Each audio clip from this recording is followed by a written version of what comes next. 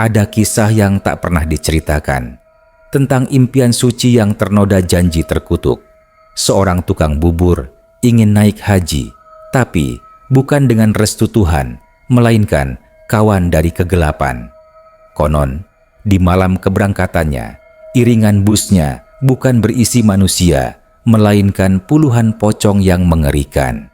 Seluruh desa histeris melarikan diri, dan dia, sang tukang bubur, ditarik paksa ke dalam bayang-bayang. Beranikah kau mendengarnya?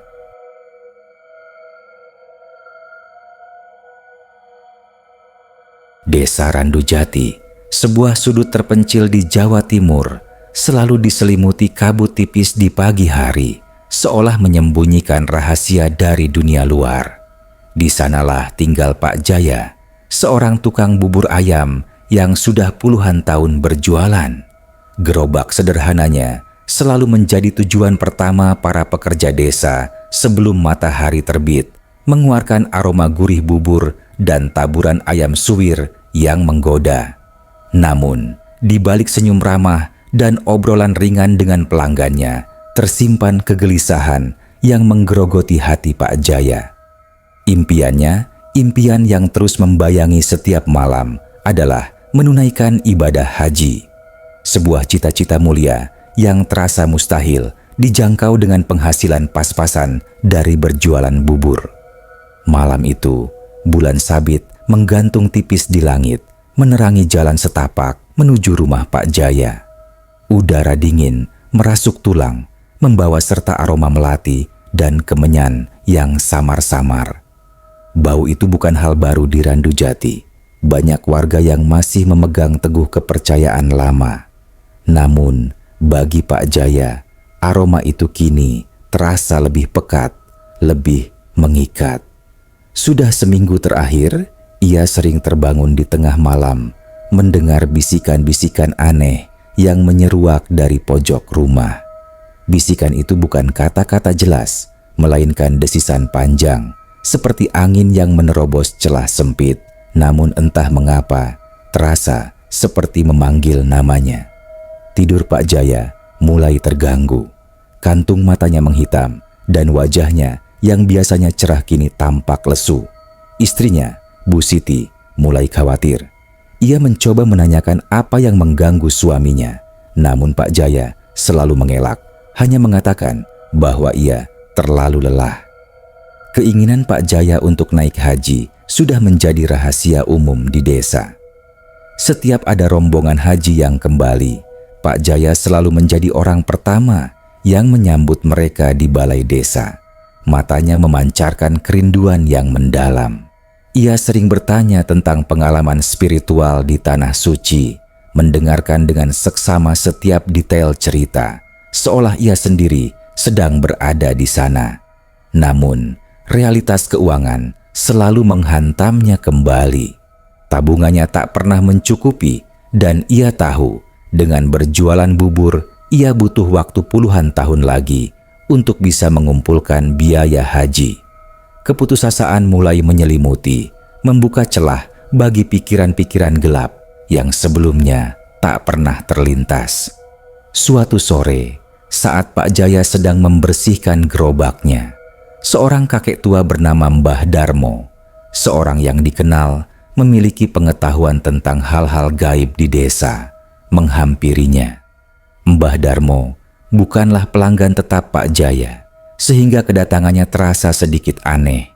Kakek itu memandangi Pak Jaya dengan tatapan tajam, seolah bisa membaca isi hatinya. "Jaya, keinginanmu itu besar sekali, sampai-sampai ada yang ikut mendengarnya," ucap Mbah Darmo dengan suara serak, namun jelas. Pak Jaya terkesiap. Ia merasa seolah ada yang mengawasi dirinya. "Maksud Mbah apa?" tanyanya.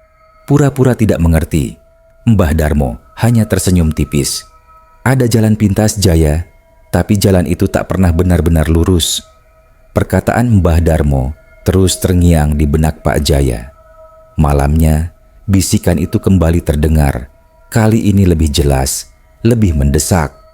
Pak Jaya tak bisa lagi mengabaikannya. Rasa penasaran bercampur putus asa mendorongnya untuk mencari Mbah Darmo lagi.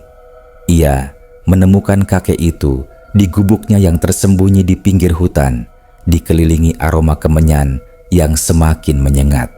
Mbah Darmo sedang duduk bersila di depan sebuah kendi tanah liat yang berasap. "Kau datang, Jaya. Aku tahu kau akan datang," kata Mbah Darmo tanpa menoleh. "Ada jalan, Jaya.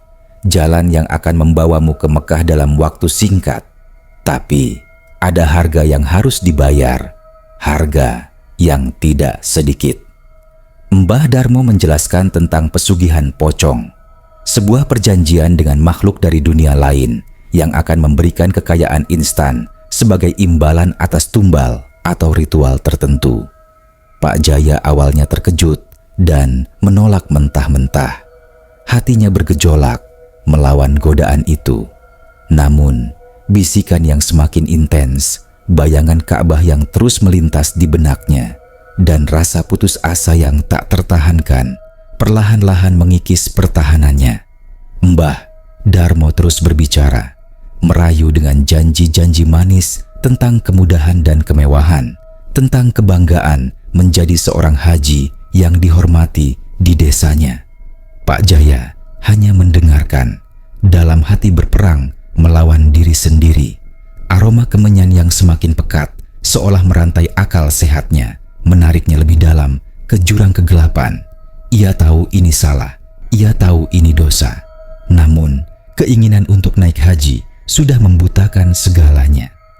Malam itu, di bawah rembulan yang semakin menghilang di balik awan tebal, Pak Jaya membuat keputusan yang akan mengubah segalanya. Sebuah keputusan yang tak hanya akan membawa dirinya ke tanah suci, tetapi juga menyeretnya ke dalam dunia yang lebih kelam dari yang pernah ia bayangkan. Keputusan telah bulat. Pak Jaya dengan hati bergetar dan pikiran berkecamuk kembali mendatangi gubuk Mbah Darmo di tengah malam. Kali ini udara terasa lebih dingin dan suara jangkrik seolah berhenti berderik, digantikan oleh kesunyian yang mencekam. Di dalam gubuk, Mbah Darmo sudah menunggunya. Wajahnya tenang, namun matanya memancarkan sesuatu yang sulit diartikan. Di tengah ruangan, sebuah nisan kecil yang terbuat dari kayu jati tua tergeletak, dihiasi untaian bunga melati yang mulai layu. Di sekelilingnya, sesajen berupa bubur merah, bubur putih, dan aneka jajanan pasar tersaji di atas nampan anyaman bambu. Aroma kemenyan begitu pekat membuat Pak Jaya merasa sesak napas. "Sudah siap, Jaya?" tanya Mbah Darmo. Suaranya parau namun tegas. Pak Jaya hanya mengangguk, lidahnya terasa keluh. Ia tahu bahwa ia sedang melangkahkan kaki di jalan yang tak seharusnya. Mbah Darmo kemudian menjelaskan detail ritual pesugihan pocong. Intinya, Pak Jaya harus melakukan beberapa syarat, termasuk menjaga makam tertentu yang sudah ditunjuk Mbah Darmo di tengah hutan angker di luar desa selama beberapa malam berturut-turut. Setiap malam, ia harus memberikan sesajen khusus dan membakar kemenyan di atas makam tersebut. Konon, makam itu adalah tempat bersemayamnya arwah yang konon diikat menjadi budak oleh Mbah Darmo. Roh itulah yang akan menjadi perantara bagi kekayaan yang dijanjikan. Syarat yang paling berat adalah janji. Pak Jaya harus berjanji untuk memberikan sesuatu sebagai imbalan di kemudian hari, sesuatu yang tidak dijelaskan secara spesifik oleh Mbah Darmo, hanya sebuah janji yang harus diucapkan dengan sepenuh hati. "Ini adalah perjanjian seumur hidup, Jaya. Kau tak bisa menariknya kembali," tegas Mbah Darmo, menatap mata Pak Jaya dalam-dalam. Ketakutan menyergap Pak Jaya, namun bayangan Ka'bah dan tatapan iri dari tetangga yang sukses sudah menguasai pikirannya. Ia menutup mata, menarik napas dalam-dalam, dan mengangguk setuju. Malam-malam berikutnya menjadi neraka bagi Pak Jaya. Ia harus menyelinap keluar rumah setelah istrinya tertidur lelap, membawa kantung berisi sesajen dan kemenyan. Jalan menuju makam itu sangat gelap, hanya diterangi senter kecil yang dipegangnya erat-erat. Setiap langkahnya terasa berat, jantungnya berdegup kencang. Suara-suara hutan di malam hari terasa lebih menakutkan dari biasanya. Ranting-ranting patah diinjaknya, menimbulkan bunyi berderik yang mengerikan. Bayangan-bayangan bergerak di antara pepohonan seolah-olah mengawasinya. Sesampainya di makam yang terlihat sangat tua dan ditumbuhi lumut, Pak Jaya akan mulai melakukan ritual. Ia membakar kemenyan, asapnya mengepul tebal, menciptakan suasana mistis. Aroma aneh seperti bau tanah basah bercampur bangkai mulai tercium. Terkadang ia mendengar suara bisikan-bisikan halus seperti orang berbisik di telinganya, namun tak ada wujud yang terlihat. Bulu kuduknya berdiri, keringat dingin membasahi tubuhnya meskipun udara sangat dingin. Ia sering merasa seperti ada yang mengawasinya dari balik pepohonan. Sepasang mata merah menyala yang menatapnya tanpa berkedip. Ketakutan itu nyata, namun ia terus memaksakan diri demi impian yang sudah diambang mata. Setelah ritual selesai, Pak Jaya akan bergegas pulang, napasnya tersengal-sengal. Ia akan mandi kembang 7 rupa yang diberikan Mbah Darmo, berharap bisa membersihkan diri dari aura negatif yang menempel. Namun, ia tahu kotoran itu sudah meresap jauh ke dalam jiwanya. Perubahan mulai terlihat dalam diri Pak Jaya. Ia menjadi lebih pendiam, sering melamun, dan terlihat lebih pucat. Bu Siti semakin khawatir, namun ia tak berani bertanya lebih jauh. Di sisi lain, rezeki Pak Jaya mulai mengalir deras. Buburnya semakin laris, bahkan pelanggan dari desa tetangga pun berdatangan.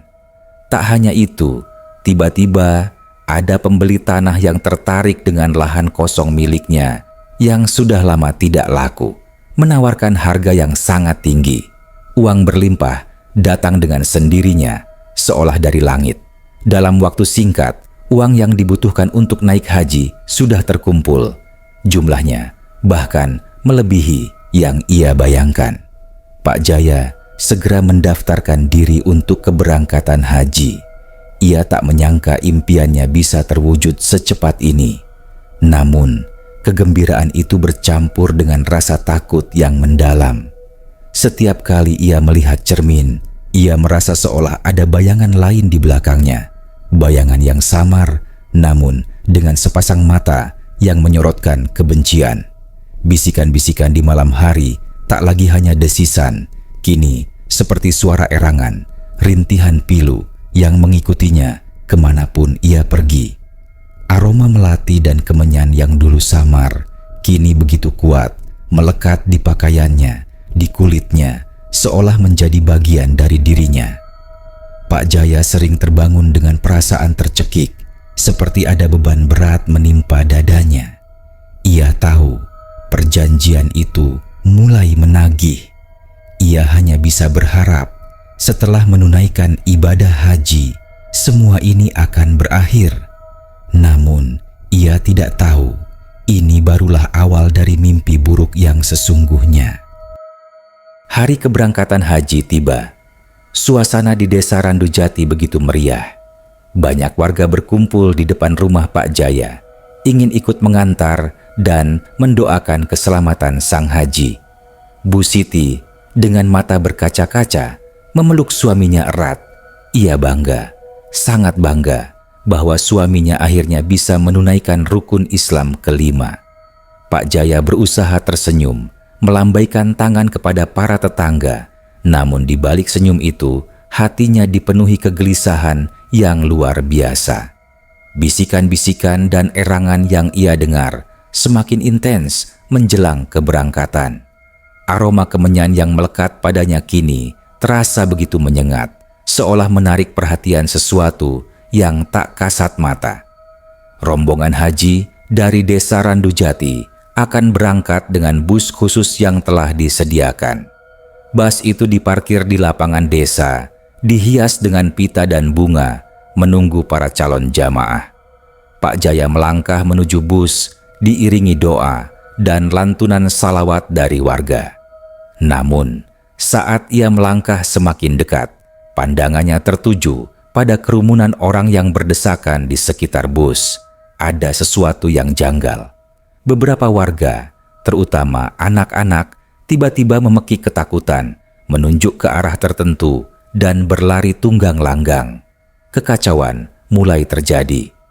"Pocong, pocong itu!" teriak seorang anak kecil, wajahnya pucat pasi. Para warga yang tadinya bersemangat, kini mulai panik. Desas-desus tentang penampakan pocong mulai menyebar. Awalnya, hanya beberapa orang yang melihat, namun kemudian semakin banyak yang berteriak. Pak Jaya merasakan tenggorokannya tercekat, jantungnya berdegup tak karuan. Ia mencoba menoleh ke arah yang ditunjuk warga. Dan di sanalah mereka. Bukan satu, bukan dua. Ada banyak sekali sosok berbalut kafan putih kusam, berdiri tegak, mematung di antara kerumunan warga. Wajah mereka tertutup, hanya menyisakan lubang mata gelap yang kosong.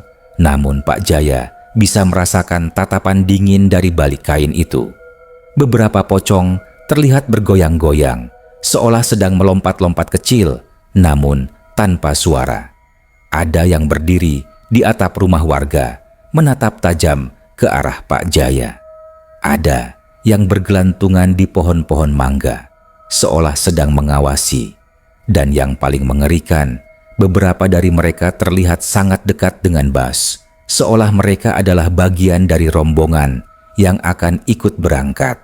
Bau anyir tanah basah bercampur bau melati busuk tiba-tiba menusuk hidung Pak Jaya, mengalahkan aroma kemenyan yang melekat padanya.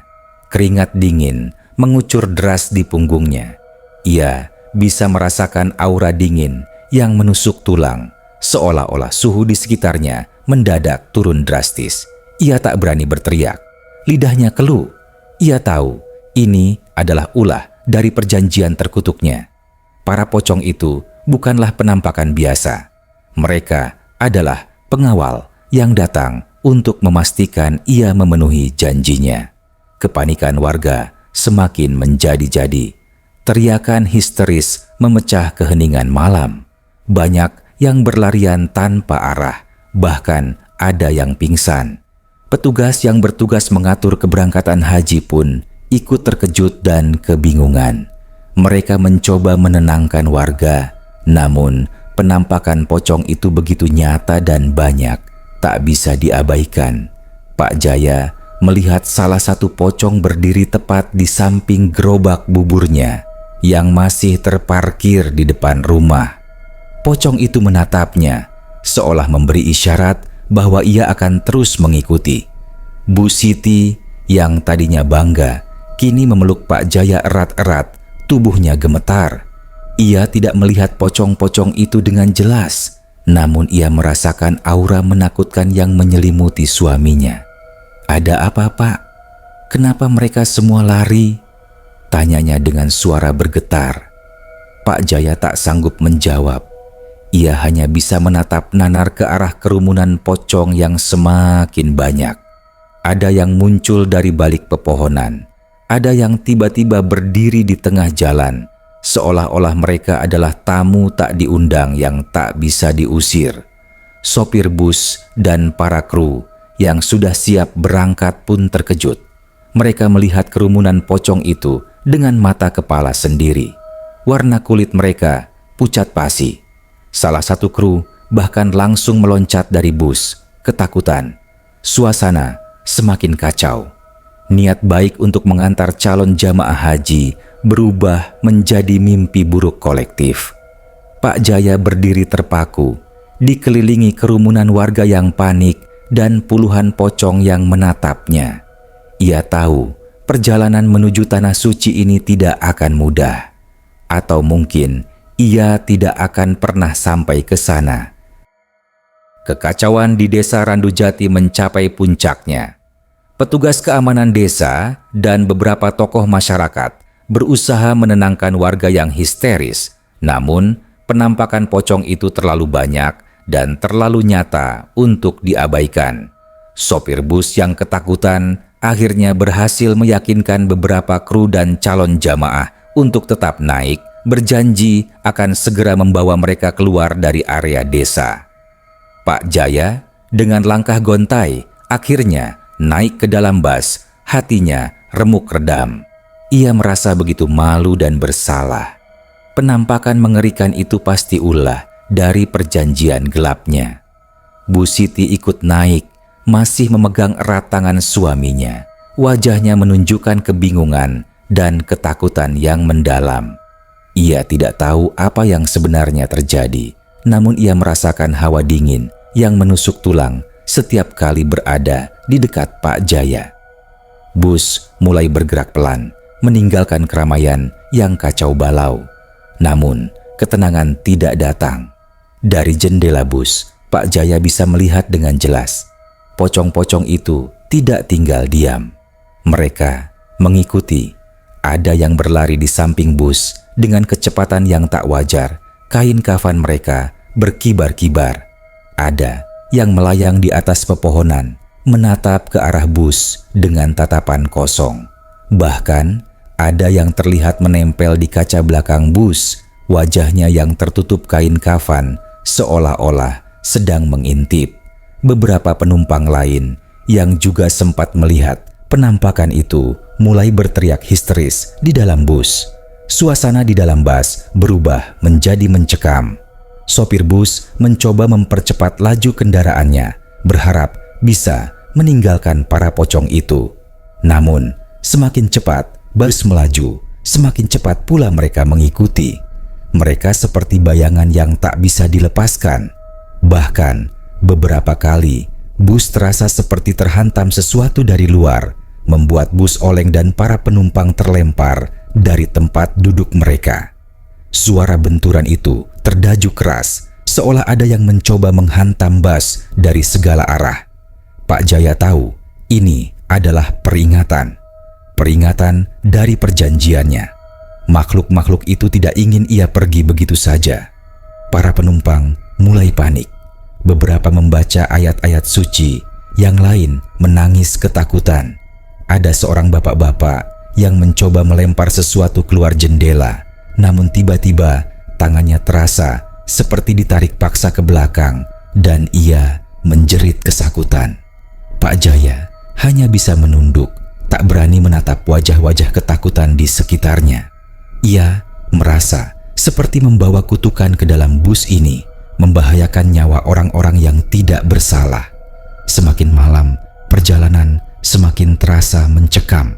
Bus harus melewati jalanan pedesaan yang sepi dan gelap, diapit oleh perkebunan dan hutan. Sinar bulan samar-samar menembus celah pepohonan, menciptakan bayangan-bayangan menakutkan. Di tengah perjalanan, tiba-tiba mesin bus tersendat, kemudian mati total. Bus berhenti di tengah kegelapan, jauh dari permukiman warga. Kepanikan di dalam bus memuncak. Sopir mencoba menyalakan mesin berulang kali, namun tidak berhasil. Dari luar terdengar suara-suara aneh. Suara seperti langkah kaki yang diseret-seret, suara erangan pelan, dan sesekali suara tawa cekikikan yang mengerikan. Lampu-lampu bus tiba-tiba berkedip-kedip, kemudian mati sama sekali, membuat suasana menjadi gelap gulita. Hanya cahaya rembulan yang samar-samar menembus jendela. Di kegelapan itu, Pak Jaya bisa merasakan hawa dingin yang menusuk, seolah ada yang sangat dekat dengannya. Ia mencoba meraih tangan Bu Siti, namun tangannya terasa kosong. Tiba-tiba, kaca jendela bus yang paling dekat dengan tempat duduk Pak Jaya bergetar hebat. Kemudian, terdengar suara krek yang mengerikan dan retakan panjang muncul di kaca itu. Dari luar, terlihat sepasang mata merah menyala, menatap tajam ke arah Pak Jaya. Wujud pocong itu terlihat begitu jelas, sangat dekat, seolah ia bisa menyentuhnya. Bau anyir tanah basah dan melati busuk semakin menyengat, membuat Pak Jaya mual. Ia tahu pocong itu ingin masuk. Suara-suara di luar bus semakin jelas. Kini terdengar seperti bisikan-bisikan yang tak beraturan, bercampur dengan suara erangan yang mengerikan. Beberapa penumpang berteriak histeris menunjuk ke arah jendela. Di tengah kegelapan, terlihat bayangan-bayangan putih bergerak-gerak di luar bus, seolah-olah mereka mengelilingi bus, mengepung. Pak Jaya merasakan napasnya tercekat. Ia tahu ini bukan hanya sekedar penampakan. Ini adalah teror. Teror yang akan terus mengikutinya sampai ia membayar lunas janji yang telah ia ikrarkan. Perjalanan menuju tanah suci yang seharusnya penuh kedamaian kini berubah menjadi perjalanan yang ditemani bayang-bayang kematian. Kepanikan di dalam bus mencapai puncaknya. Jeritan dan tangisan mengisi udara. Beberapa penumpang nekat mencoba membuka pintu darurat, berharap bisa melarikan diri. Namun, pintu itu terasa terkunci dari luar. Pak Jaya merasakan hawa dingin menusuk punggungnya, seolah ada yang berdiri tepat di belakangnya. Ia menoleh perlahan, dan di sana, tepat di antara celah kursi, ia melihat sepasang mata kosong yang menatapnya tajam dari balik kain kafan yang kusam. Pocong itu sangat dekat, bahkan ia bisa mencium bau busuk yang keluar dari makhluk itu. Pak Jaya tak sanggup berteriak, tenggorokannya tercekat. Tiba-tiba, suara deru mesin bus terdengar lagi. Bus kembali hidup. Sopir bus yang tadinya putus asa langsung menekan gas sekuat tenaga. Bus melaju dengan kencang, meninggalkan tempat gelap yang mencekam itu. Para penumpang sedikit lega, namun ketakutan masih terpancar jelas di wajah mereka. Mereka tahu bahaya belum berakhir.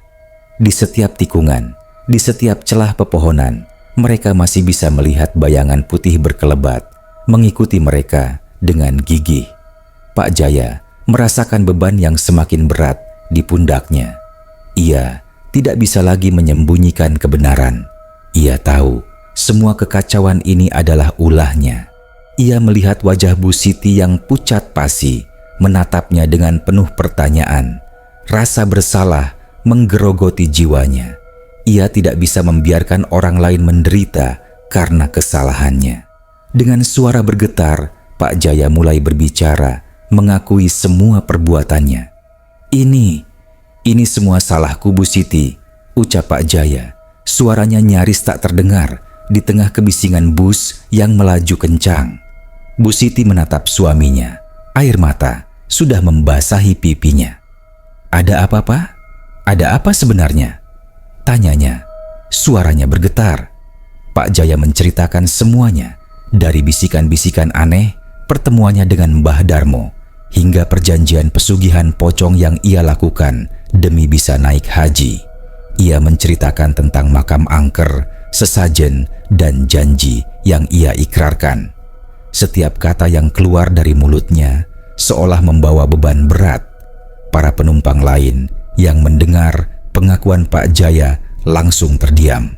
Mereka menatap Pak Jaya dengan tatapan tidak percaya, marah, dan juga takut. Jadi penampakan itu semua karena Bapak? Tanya seorang ibu-ibu dengan nada marah. Ini semua karena pesugihanmu. Timpal seorang bapak-bapak, wajahnya merah padam. Suasana di dalam bus berubah tegang. Kemarahan dan ketakutan bercampur aduk. Beberapa penumpang mulai menggerutu, menyalahkan Pak Jaya atas teror yang mereka alami. Pak Jaya hanya bisa menunduk, pasrah. Ia tahu ia pantas mendapatkan kemarahan mereka. Aku hanya ingin naik haji, Bu Siti. Aku ingin membahagiakanmu, lirih Pak Jaya. Air mata menetes di pipinya. Bu Siti tidak marah. Ia hanya memeluk suaminya, menangis terseduh-seduh. Ia tahu suaminya melakukan ini karena keinginan tulus, meskipun dengan cara yang salah. Tiba-tiba, bus kembali terasa oleng. Suara gebrakan keras terdengar dari atap bus. Kemudian, terdengar suara gesekan yang mengerikan, seperti ada cakar yang menggores permukaan bus. Dari balik kaca jendela, terlihat bayangan-bayangan putih semakin banyak, semakin dekat. Bahkan, ada beberapa yang terlihat seperti merangkak di atap bus mencoba masuk. Teror belum berakhir. Para pocong itu tahu bahwa Pak Jaya telah mengakui perbuatannya, namun mereka tidak akan membiarkannya lolos begitu saja. Mereka menuntut bayaran dan mereka akan terus mengejar. Sopir bus terlihat panik.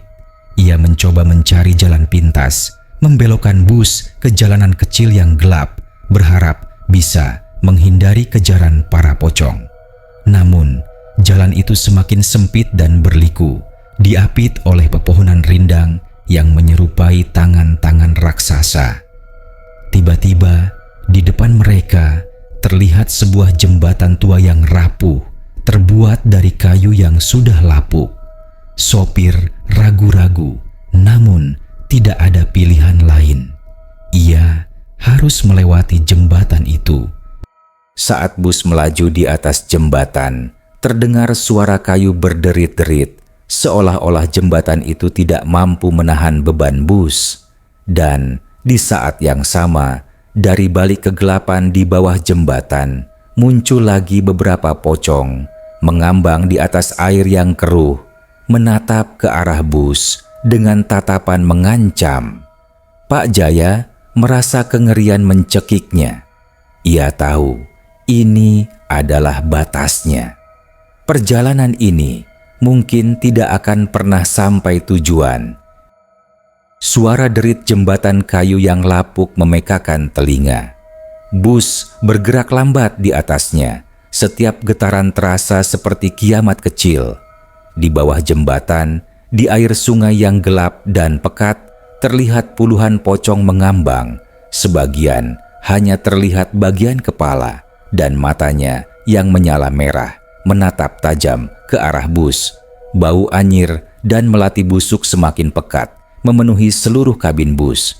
Ketakutan yang mencekam membuat seluruh penumpang terdiam, bahkan tangisan pun terhenti. Mereka tahu ini bukan lagi sekadar penampakan. Ini adalah neraka yang terbuka. Tiba-tiba, dari arah depan muncul bayangan hitam besar yang melayang dengan cepat. Bayangan itu berbentuk menyerupai pocong raksasa dengan kain kafan yang tampak menghitam dan compang-camping, serta mata merah menyala yang sangat besar. Pocong raksasa itu bergerak sangat cepat, kemudian berhenti tepat di depan bus, menghalangi jalan. Sopir bus panik, mengerem mendadak.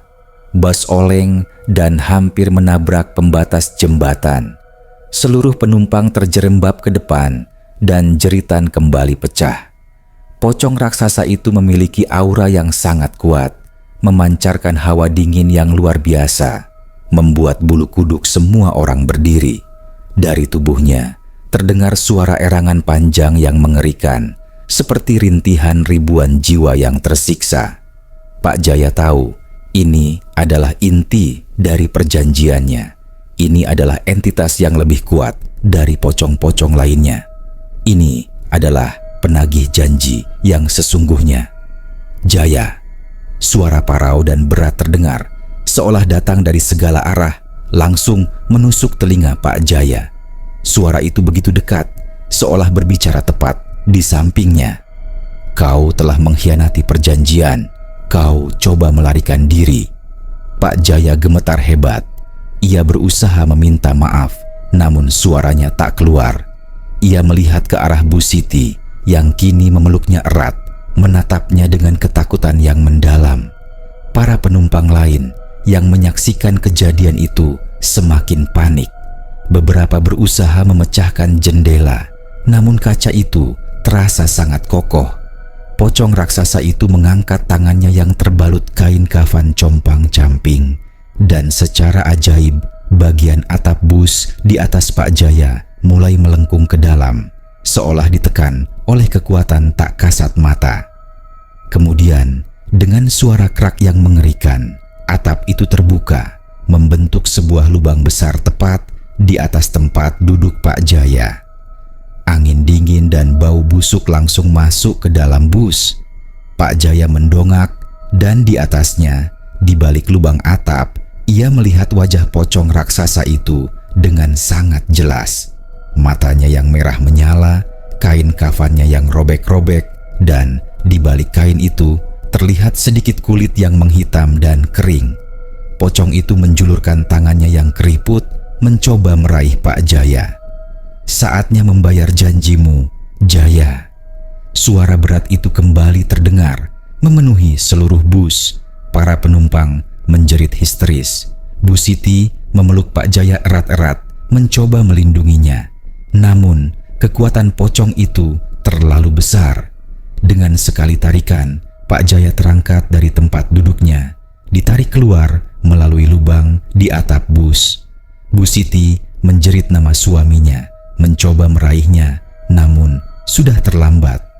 Pak Jaya merasakan tubuhnya terangkat ke udara, melayang di atas jembatan yang rapuh.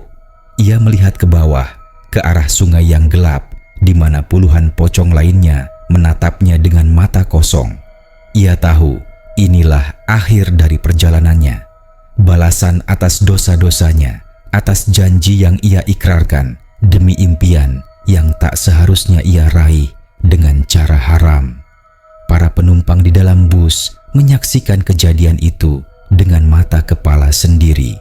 Mereka melihat tubuh Pak Jaya melayang sejenak, kemudian ditarik oleh pocong raksasa itu menuju kegelapan malam, menghilang dari pandangan. Setelah Pak Jaya menghilang, aura mengerikan di sekitar bus perlahan mereda. Pocong-pocong di bawah jembatan pun perlahan-lahan menghilang, kembali ke kegelapan.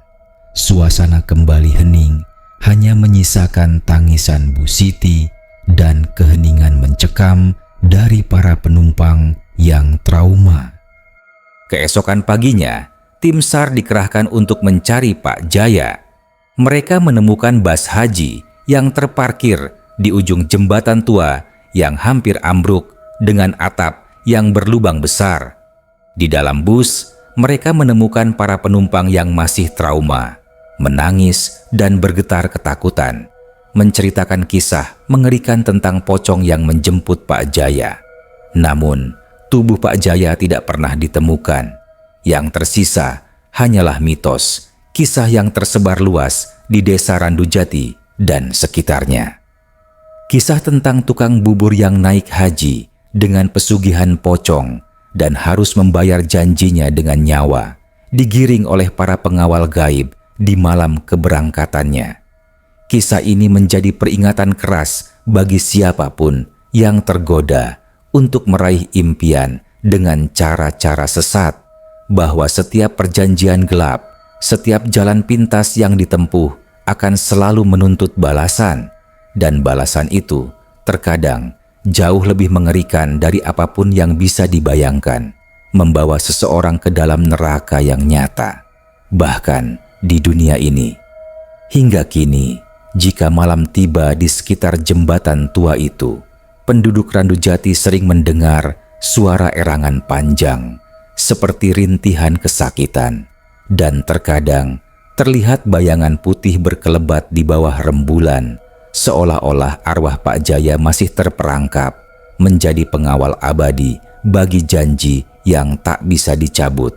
Dan aroma kemenyan yang dulu menyelimuti Pak Jaya kini masih sering tercium samar-samar, menjadi pengingat akan kisah tragis tukang bubur yang ingin naik haji dengan cara terlarang.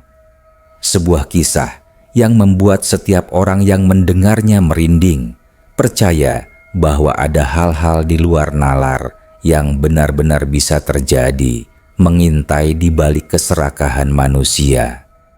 Kisah Pak Jaya adalah pengingat bahwa tidak semua impian suci berakhir indah. Terkadang, jalan pintas menawarkan janji manis, namun harga yang harus dibayar jauh lebih mengerikan dari yang kita bayangkan.